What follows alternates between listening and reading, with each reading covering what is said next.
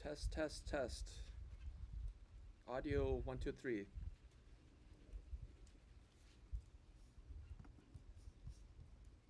Nice. I always love it when I get past the hardest part of these live streams is making sure all the tech and all the audio and the internet and the planets align. So now we can have a chat. Good morning, fellow growers. In case we haven't met before, I'm Andy with MEG's Edible Landscapes, and I'm resuming my live broadcast from outside the house because it's above freezing and we're not under a blizzard warning like we were here a few weeks ago. So today it's going to be mid to upper 40s. It's actually raining behind me right now, which is okay. If it starts getting really windy, which we're not supposed to have high winds, but it's Minnesota, so really anything's possible. If we start getting really high winds, I'm gonna cut the live stream so I don't destroy my MacBook here. But I'm glad you joined me. And today's gonna be a little bit different departure from what I've been doing the last few weeks, mostly because I was broadcasting from the basement where one of the plant nurseries is at. I did mention it last week, but I didn't take any videos of this.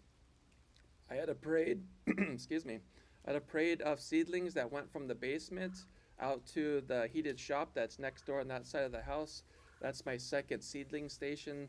That's a cooler environment. It is insulated, so if we get really cold, it's okay because I have a heater in there and it's insulated, so I could still protect the seedlings. But I like having the parade. I call it the parade of plants through the property because I have strategic points to where it fits that plant or that seedling the best. So in the basement, that's where I grow year round.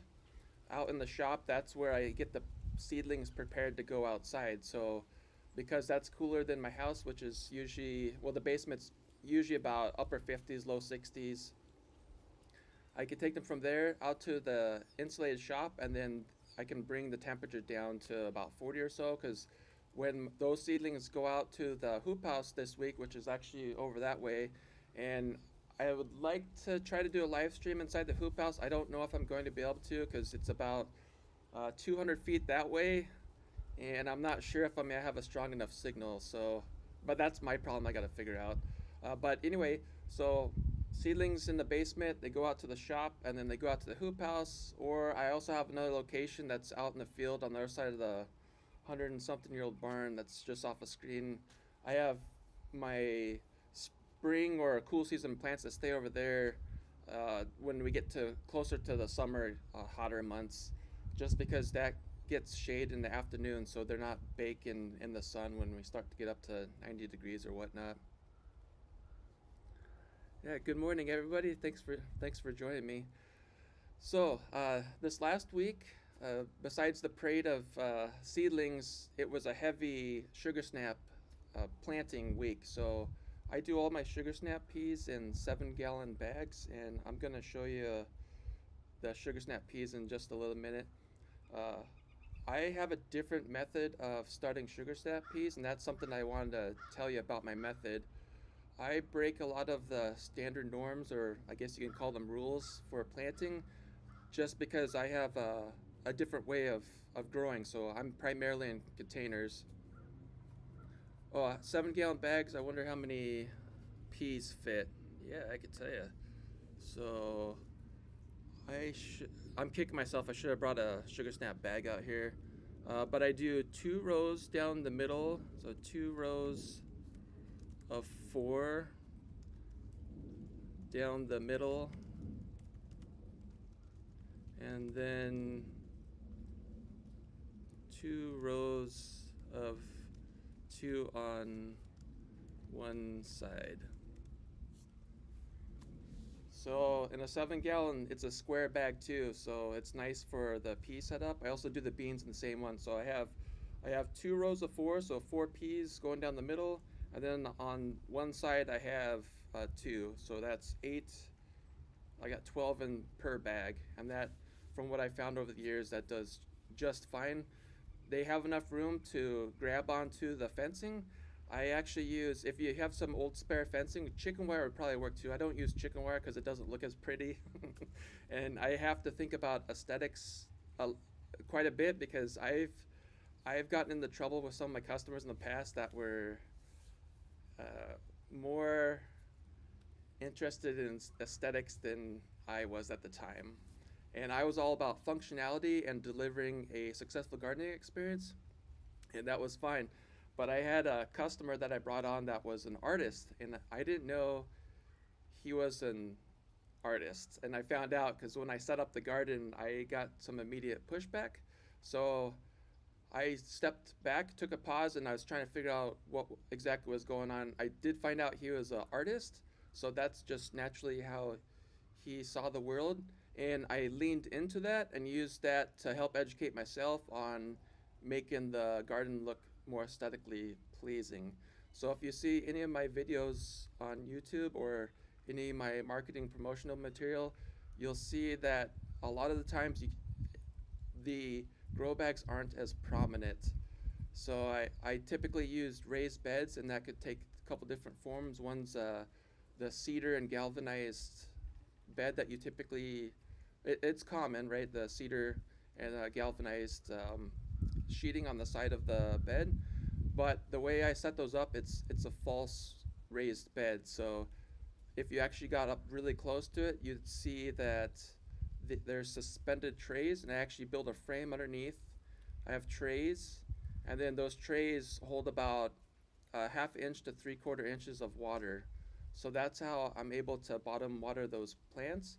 But since I recessed those trays inside of a raised bed, from a distance of about 20 feet or so, if you're just passing by the garden, you would think that is just a normal raised bed, with the exception that those plants are very close together, and they're a lot closer together than you might other see in a traditional raised bed where you have soil, because since I'm in containers, I can actually get the containers right up next to each other, and being in grow bags, the roots aren't going to fight each other. The only thing they're going to be sort of fighting each other over is the water, but since we have a tray, all the plants are going to get the water they need throughout the day when they're actively growing. So uh, so sugar snap peas.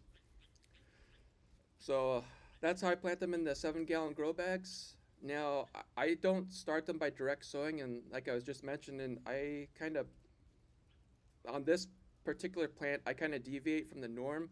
On a lot of seed packets, you're going to see I'll say direct seed, or I'll give you some conditions on when you can direct seed. And I don't direct seed them, and the reason why is because I've had problems with mice in the past, and even though we have an army of cats over there in the barn, which do a very good job cleaning up mice, I still occasionally have problems with mice getting into the grow bags and stealing anything that looks like food to them. So the way I get around this is I'm going to switch to my other camera so you can see what's going on.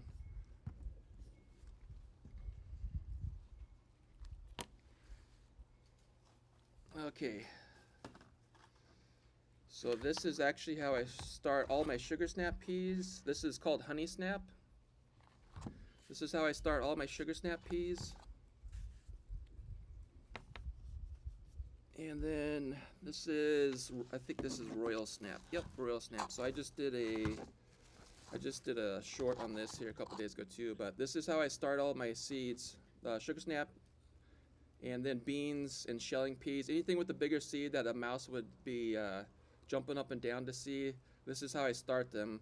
When they get to this stage where they're starting to put up their main shoot and they have roots, I make sure that the paper towel down here is moist so they don't dry out, because if they dry out, they're probably going to be done. But when they get to this stage, that's when I transplant them into the grow bags, and that's a little teaser. So we're going to come back to these grow bags in a bit. So this is how I do it. These are ready to transplant today.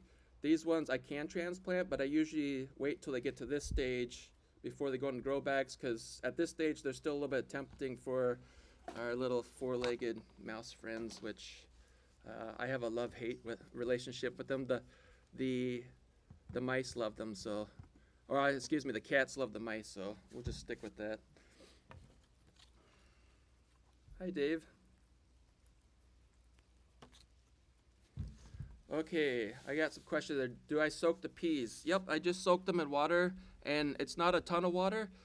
But you've never if you've never started peas or beans or any larger seed like that, they will soak up quite a bit of water. So over the first 24 hours, when they go through the imbibe stage, where they're actually active, that's the activation imbibe stage. So the seed's actually reactivating. It has the temperature and the moisture. It says that it's time to wake up. It Once it starts pulling in water, it's gonna be pulling in a lot of water very quickly. So I give enough water to saturate. I don't have standing water on that paper towel, but enough for the paper towel to saturate.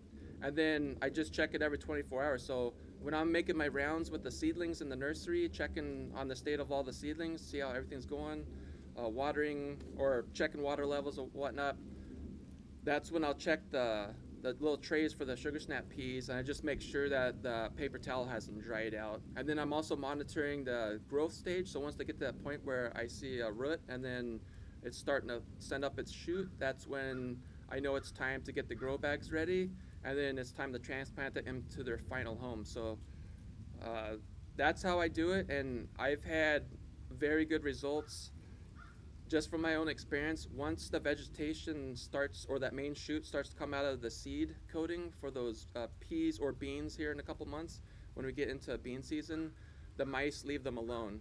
So they know what they like to eat. They're picky, and I'm thankful for that because I've been able to develop my method to work around their picky tastes. So if you've ever direct sown in the garden peas or beans or any larger seeds like that, and you've had issues where they just disappear, I'm sure squirrels probably the same thing. With the mice in particular, they leave the plants alone once they get to that shoot coming up out of the seed. They don't typically touch it. So Dave says we are 71 already, 63 to start the day. That's fantastic. Yeah, you noticed the Sasquatch hat. So my wife and I went on a 20-year anniversary trip to New York and then up the New England states. And then we ended up in Maine, Portland, Maine, which is a great city if you haven't been to.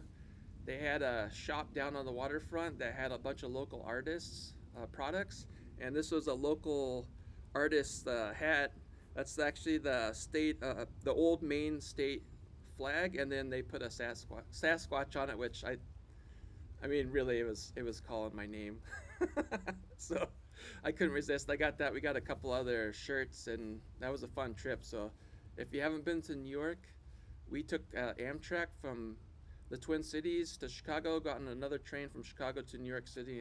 It was a blast, and we actually did the whole trip except for the last leg from Portland back to the Twin Cities was a flight. But we took train. The rest of it is fantastic. Oh, you have been to Portland, Maine. Yeah, that was a. You know what? The most surprising thing about Portland, Maine, is that they had a pretty decent size airport, and that's actually what I was looking for because I didn't want to fly out of New York, and we had talked about going and seeing some of the other New England states. So I checked for airports that had direct flights to Minneapolis, St. Paul, and Portland had one. We showed up to the airport, and I was like, "Wow, this is a lot bigger than I thought." And I don't even know if Portland, Maine, has 100,000 for a population. So I was pleasantly surprised, and it was a great experience. So, yeah. Oh, I didn't realize you grew up in New York, there, Dave. That's exciting. I learned something. I learned something today. That's fantastic. So, back to the sugar snap piece. So, yep. And then I did a couple of shorts this week on how I do the whole process for sugar snap peas. I prepare the soil with my soil mixing machine, fill up the bags, add the fertilizer, and for all my plants, there's some exclusions, but for all my plants, all the amendments, the slow release fertilizer, those go in right before the plants go in. So the very last thing is the tag. So put the started sugar snap peas in the bag, and then tag it, and then it goes out to the hoop house. So I have another round of sugar snap peas today, and then it's going to be all the cool season plants. So all the leafy greens, the cool season flowers like calendula, violas, pansies. Those are all going into bags today. Oh, my new nickname. Yeah, Squatch. I love that. I gotta put this in there. Uh, Nickname accepted. That's fantastic. My my other nickname I've been given is Rain Man. I grew up in Seattle, so like this rain behind me, it still bothers me a little bit. But I'm so used to it. If you've never been to the Pacific Northwest, I could tell you that there's a reason why there's so much caffeine and coffee in that part of the world. It's this right here behind me. I remember, I'll say this a little bit because otherwise I'll go on a bunny trail. But I remember growing up as a child in the Seattle area where it could go a couple weeks looking like this behind me over my shoulder. And man, I don't know, it does something to you psychologically when you can't see the sunshine at least once a week. So um, God bless you if you're still in the Pacific Northwest. But as soon as I turned 18 and graduated from high school, I went to North Carolina with the Army, and I don't regret that decision because I got to see another part of the world that has a lot of sunshine.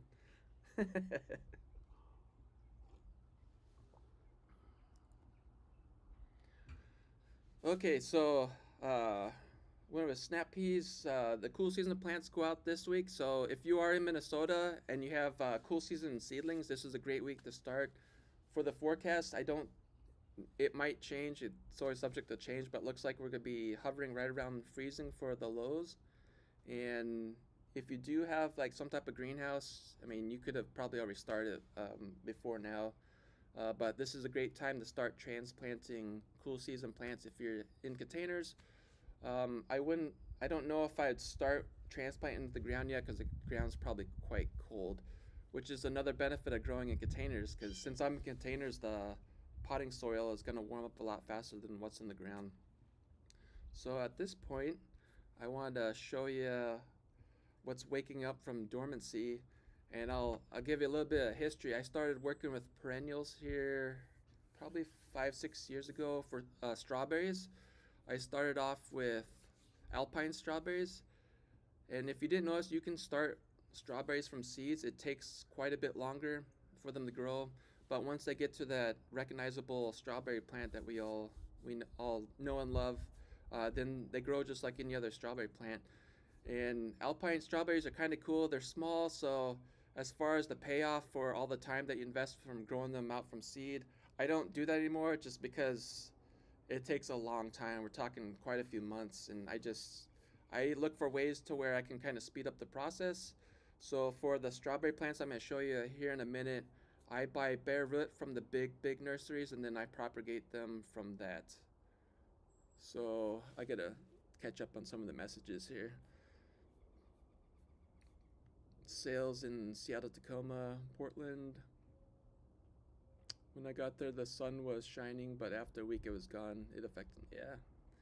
Yep. Lots of seeds to plant doors today. Get started. Ground is too cold still. Yep. Cold frame is growing cool crops seedlings slowly. Shawnee, I haven't. I've thought about doing the cold frames. I'm honestly probably not going to get to it if I ever get to it. I like to use frost blankets. That's kind of how I lengthen the growing season. But I'm curious to know what your experience has been with the cool frames. That's one thing I'm interested in, but I haven't committed to spend the time to try it or figure out how that performs. Marigolds out to harden off right now. Nice. Michael, I need to plan my cool season crops from the December, January, February here. Michael, what zone or what region are you in? That's what I'm curious to know. Dave, I just replanted marigold seeds I got from Robin Gardens. Nice. Uh-oh, first set failed. I I sense a backstory to the the marigolds. Um, but okay, this is a great time to segue into the perennials.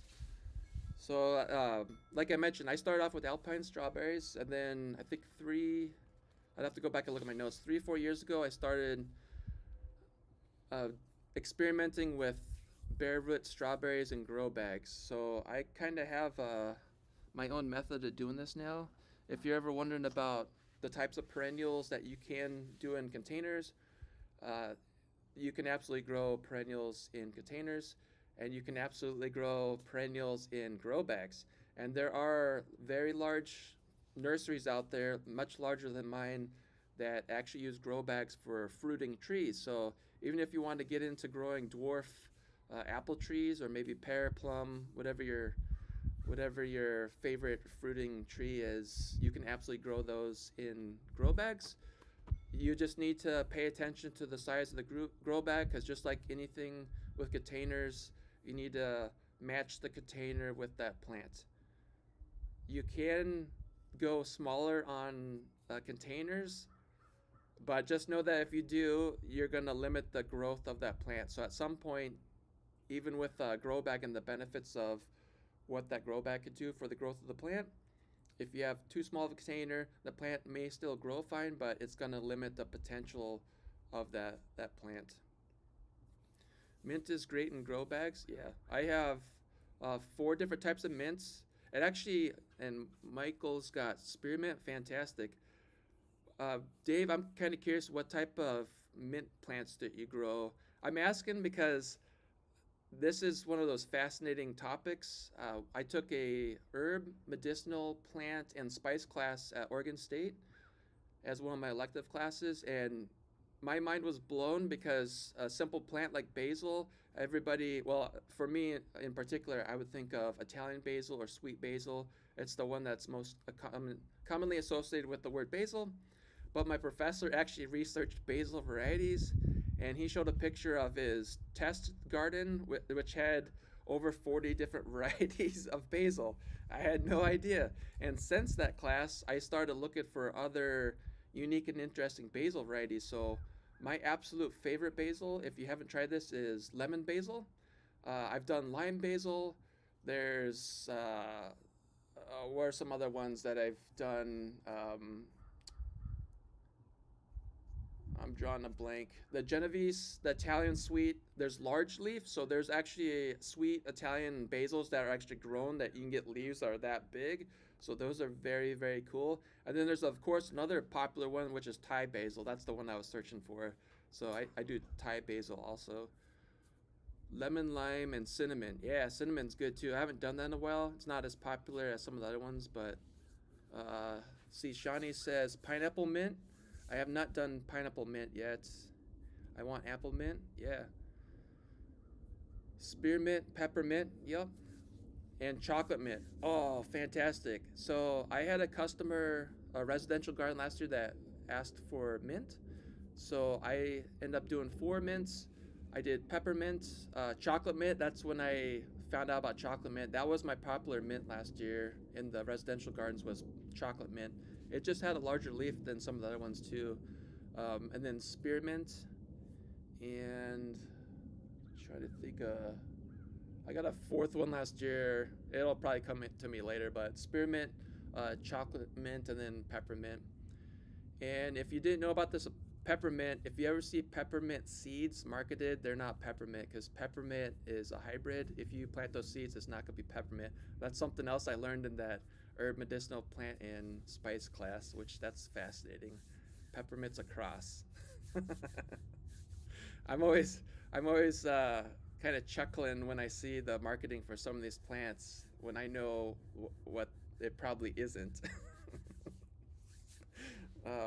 But okay, back to perennials. Okay, so I'll start with the strawberries. So I do strawberries in 1-gallon grow bags. This one is Jewel. So this one's just coming back to life. So 1-gallon grow bag looks like that. I have experimented with bigger bags, but honestly, for what the strawberry plant's going to do and for my purposes with the nursery, this is a perfect size for this plant. Once the plant, so this is a June bearing, and that's actually, I should probably stop right there and make some clarifications. It sounds like you guys, a lot of you have planted strawberries or whatnot, but in case you haven't, for somebody that might be watching this video after I end the live, There's a couple different classifications for strawberry plants. You typically hear something called a June bearing. That would be this guy right here. They're gonna be kind of like a determinate tomato where they grow and they kind of do their thing and then they senesce or they go dormant. That's the June bearing strawberry, and then you have an ever bearing or day neutral strawberry, and I love both. So before I forget, 1 gallon. This is Jewel strawberry. That's what it looks like. It just woke up, so this is about, I know, about 3 weeks old of growth here. So we had enough signal here in Minnesota after that blizzard for this guy to say, hey, it's time to wake up and whatnot. So I love day neutral strawberries for what I do because unlike the June bearings are going to take 1 year to establish. They're gonna go through a cold stage fertilization, and then when they come out in the next spring, that's when they're gonna flower and fruit. It's a little bit tricky with the containers, and I'll be honest, I think I've mentioned this a couple times. I'm not ashamed to mention it, but I killed hundreds of strawberries in these 1 gallon bags 2 years ago. I had them wrapped up out in my shed. Uh, the problem was we had such a dry winter that they would usually get some snow on them where they sat, but we had such a dry winter that I ended up drying out those bags, and then I kept hoping for them to come back to life in the spring, and then they never came. So the lesson I learned from that was I need to make sure that they're well taken care of. So I make sure the bags or the containers are watered well when they go dormant. And then they moved from the shed to the insulated shop last year. And that shop, even with the heat off, it stays about 20 degrees on average warmer than the ambient temperature outside. So it will get below freezing out there. But it wasn't such a harsh environment this year to where it wiped out the strawberries, as you can see. So, yep, June bearings, one large crop. Every bearing produces two smaller crops. Yep. I think I have a June bearing in Florida. Fruit in April. Nice. Actually, that's fascinating because I was always wondering when those fruit down in the southern warmer regions. So nice. Produces for another month or 3 and surprises me. I don't know what they are. Seeds from store. Okay. Yeah, dry winters are tough. And that's something too I learned. It's not so much the cold that's going to wipe out perennial plants, it's the moisture. So if your plant completely dries out, or even like these oak trees behind me that have been here for much longer than my lifespan, if that soil gets very, very dry, it's going to put a ton of stress on that plant when it comes out of dormancy in the spring. So that's why it's so important that the moisture content stays, or for here in Minnesota, that we get that snowfall, because if we don't, it puts an enormous amount of stress on those perennials when we come out of the dormancy period. Okay, so that was Jewel. This one is Ozark Beauty. Looks very similar to the Jewel. It's hard to tell until it starts to flower and fruit, but both of these again are 1 gallon grow bags. So I was gonna say one other thing about the day neutral everbearing strawberries. The thing that I absolutely love about those from a business standpoint, and the reason why I grow them, is because I get a easy win for my customers. So instead of having to wait over a year for those June bearing strawberries to produce, the day neutral everbearing strawberries will produce in the same year. They won't they won't produce a ton. So like this June bearing, I woke it up a few months ago because I need, or not that one, but the one that I have in the shop. I woke that up a few months ago because I wanted to flower and fruit early, so when I started making my sales calls to potential clients, I could have the strawberry with fruit on it to show. Um, but the day neutral everbearing, they won't have a ton of fruit the first year. They'll bear more the second year, but they will fruit and flower, or flower and fruit the first year. So I love that because I can actually distribute that to my customers' gardens, and I'll know that they'll have a successful strawberry growing experience with something like that. Same thing with alpine berries. Doesn't matter what variety you have for alpine berries. And there's some very cool varieties out too. My favorite is pineapple alpine berry. It's got a very unique flavor, but again, it's gonna have a smaller fruits on it, so it's just a lot of work for a little payoff. But with something like that, with such a unique flavor, it is a fun plant to grow. So anyway, that's the difference between June bearing and day neutral strawberries. Both of them have their characteristics, and they're both great to grow. And I mean, the reality is they both great. They taste great, right? So that's why we all love strawberries, because that emotional reward of your taste buds saying, "I love this taste." So the next one I got here, 1 gallon grow bags again. And I did a couple of the shorts this week that didn't do as well because I'm still learning how to set up shorts for YouTube. But I did kind of a question and answer for some of these perennials that are waking up. And these are the same plants that I have in that short. So this one is Italian oregano, and you can kind of see a little bit of vegetation down there. So this is just waking up right now too. I had this in the same shop as the strawberries and the rest of them, but this is a great plant to have if you love oregano. It's Italian oregano. 1 gallon grow bag again. And then I also have, do you recognize this plant? This is kind of a cool plant. I didn't do anything with this. I just pulled this out of storage, put it outside with the rest of the perennials, and then this is starting to take off. But this is sage. So this is a culinary sage variety from Renee's. This is what it looks like after a full season of growth. So I planted this sage from seed last year, and this is what it looks like here in just about mid-April in Minnesota. So it's still got some old leaves. They're kind of dried up. That's fine, but if you look down towards the base of these stems, these woody, they're starting to get woody here. Right there, this is newer growth this year. So you can see right here, there's some new vegetative off these nodes. These are all going to be sage leaves coming out of dormancy. So that's what sage looks. 1 gallon grow bag again. Yep, sage.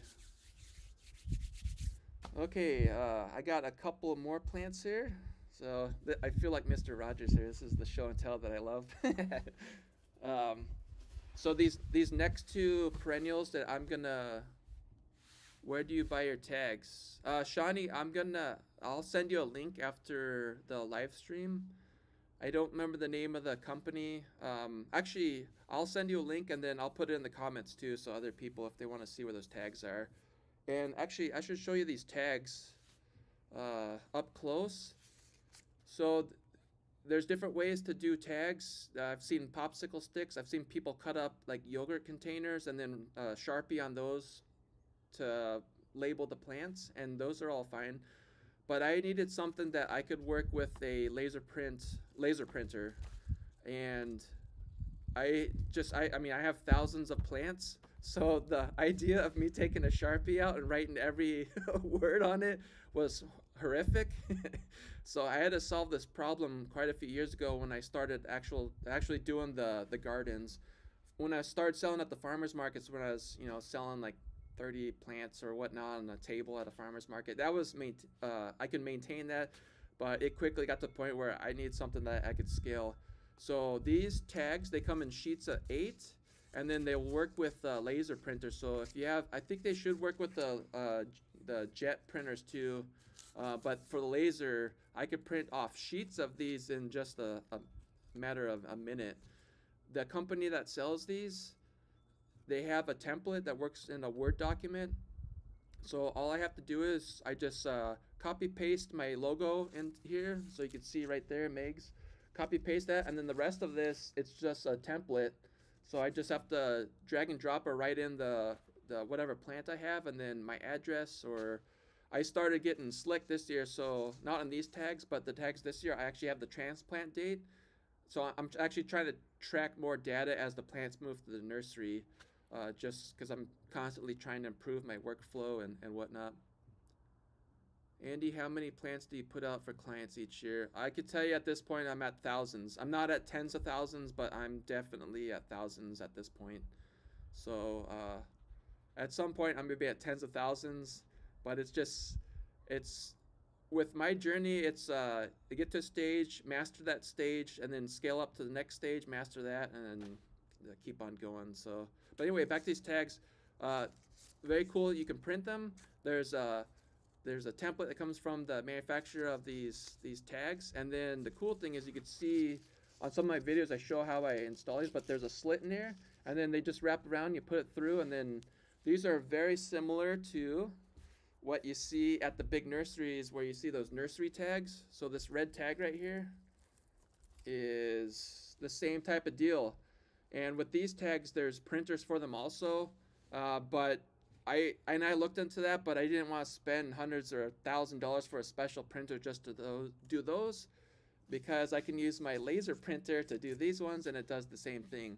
My concern was about the ink on here. I wasn't sure if this was gonna fade, but this tag is over a year old, and you could see, you could still read it. It hasn't done much. It hasn't faded much, so that was one thing I was very happy about. But this is the next plant I was going to show you anyway, so it's a great segue. This is a heritage raspberry plant. And this plant right here and the next one I'm going to show you, they're, I believe, from what I've seen, they're the hardiest plants that I have here at the nursery. Because like I said, a couple years ago when I accidentally, sorry, strawberries. I ended up inadvertently killing a bunch of strawberries. These raspberries and the next plant I'm going to show you, they survived and then they thrived. So what I didn't tell you about all the strawberries that I just showed you, those are actually the daughter plants of the original parents. So even though the parents gave their lives for a good cause, before that fall winter came around, I had actually already clipped off all the runners and I planted them in trays. So I was able to not completely lose my investment. So that was the piece of the story I want to tell you, that it actually worked out okay in the end, because I have the children of the original parents that I bought as bare roots for strawberries. But the heritage raspberries here in Minnesota, they do great, and I'll show you actually a close-up on here too, because you can see. So last year, if you haven't grown raspberries, this stem right here, these woody stems, that was the first year for this plant, so that's what it's going to put out. And then these little, you can kind of see in the green vegetation, you got little shoots coming out of these nodes. That's where all the raspberries are going to be coming off of this year. So that's the exciting part about the raspberry, is the first year they're going to put out their shoots. Heritage raspberries will fruit the first year. It's not going to be a ton of fruit, but that's another thing I love about those, is that, like the day neutral strawberries, they will put out some flowers and fruits the first year, so you at least have a little bit of a win in the first year. And then the second year, you're going to have more on those stems that were put out. And then this one, this is that same variety, heritage, but this one's now in its third year of life. So you could see the difference between that one and this one. This one's also in a 7-gallon grow bag. So actually, I apologize. This is the 10-gallon grow bag. So same variety, heritage. You can see how many more shoots are off of this. And I think this year I'm going to quantify how much fruit I get per 10-gallon bag. Last year, from that plant, I had, I'd say probably a couple cups worth of raspberries, I believe. I don't know. That's something this year I want to quantify so it's easier to relate to my customers. Like, you're going to should average this much fruit per plant. So heritage raspberry, I do have a couple other raspberries that I'm trialing this year. So I don't have any more to say about that, but I will later this fall once they grow out and see how they perform. This last plant, like I said, the raspberries are very resilient, hardy here in Minnesota. This last one, actually I'm going to switch to my other camera because this bag's kind of heavy.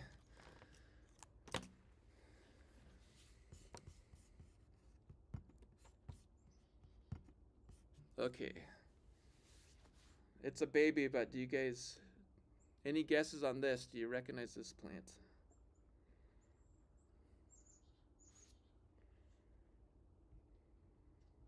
Any guesses? So this just came out of dormancy here in the last week or so. Yeah, there you go. This is rhubarb. So if you're wondering about can you do rhubarb in grow bags or containers, the answer is you absolutely can. So this plant right here, I planted it in this container last year. So this is the second year of life for it, and it's gonna. I'll do some follow-ups here later this year so you can see how big this guy gets. But this is this variety, Canadian red rhubarb, and last year I got from Hartman's. So Hartman's, you can Google them. I believe they do. Well, I bought a lot of plants from them last year because they do wholesale for nurseries. I believe they do consumer sales too. So I think you'll have to check that out. But Hartman's, they're out of Michigan, so a northern larger nursery too. And those raspberries that you saw, that's where those came from too. I got some other uh, fruiting perennials that I'm trialing. Honeyberries is one of them too. So I'm excited to see how that goes. And I think I have one other type of a black raspberry that came from them. And I'll probably show those when they start flowering and fruiting this year. Honeyberries, yes. Shawnee, I'm curious, do you have any honeyberries? Does anybody watching this have honeyberries? I've never grown them, so I'm kind of excited when they start to flower and fruit. I've heard they have a very unique flavor. That's actually part of the fun of growing plants is all the experiences with the shapes, the flowers, the fruits, the smells, the textures, the tastes.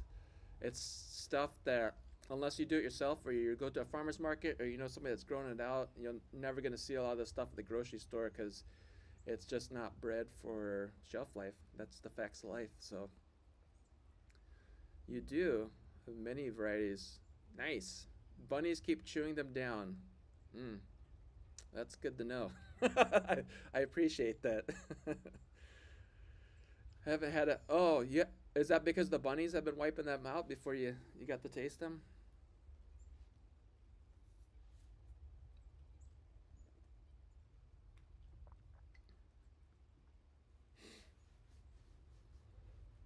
But yeah, so I have more than just these plants that I showed you. So I think next week we'll probably go another round of perennials, and then yeah, I expect to show you more about the hoop house and what that looks like, how the plants transition out there.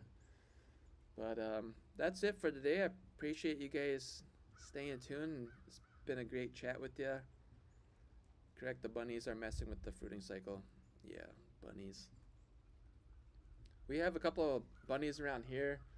We also have a dog that likes to chase after them, and I don't have problems with the bunnies in the hoop house because it's not possible for them to get in there.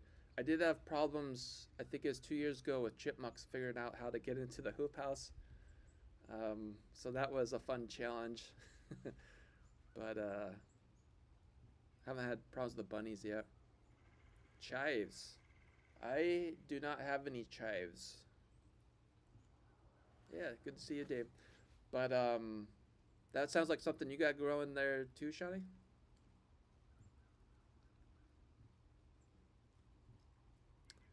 I do have garlic in containers, and I did one short. You could see the garlic picking up or sticking up out of the containers. Those containers I have, their grow bags. I think they're 50 or 60-gallon grow bags.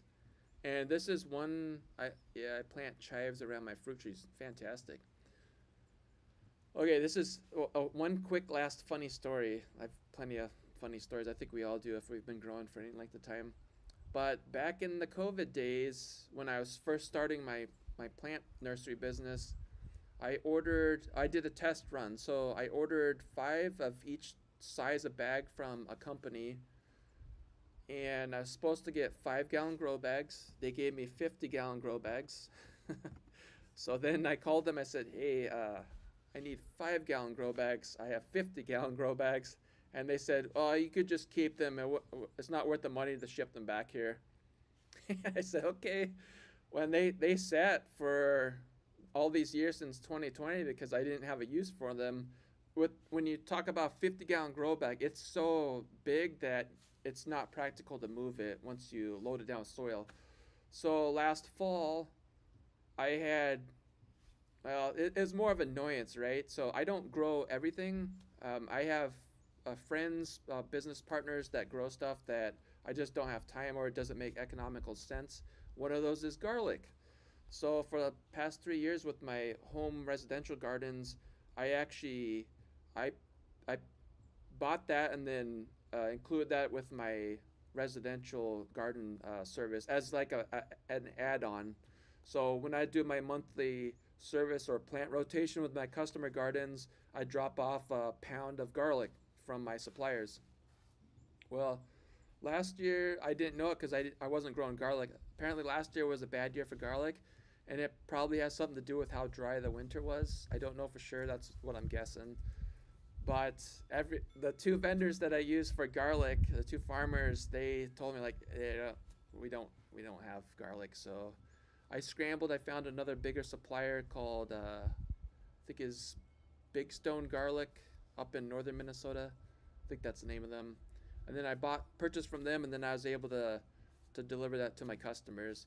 So last fall, I thought, you know what, I'm gonna try growing garlic. So those 50-gallon grow bags I had sitting around since 2020, I decided to put them out that side of the barn, and I planted garlic last October, and I was excited because I started to see the green vegetation coming up or the shoots coming up out of the soil. So I do have garlic. I'll be showing more of that as they start to develop. And I can tell you right now, I've already had some problems with deer. I have row covers over those bags, but when the high winds here, and then we had that blizzard warning or that blizzard that rolled through Minnesota. Some of the grow bags were, or excuse me, not the grow bags, the row covers were kind of knocked off or partially dislodged. So when I went out there to check on them, I saw a couple of the garlic, those cloves, they're actually pulled up out of the soil and laying sideways. I'm guessing a deer must have like grabbed it and then realized that it didn't like the flavor or taste or something, and then let it be. I don't know. And I know it probably wasn't a squirrel or something else like that because I would have seen like footprints in the soil. But yes, 50-gallon grow bags.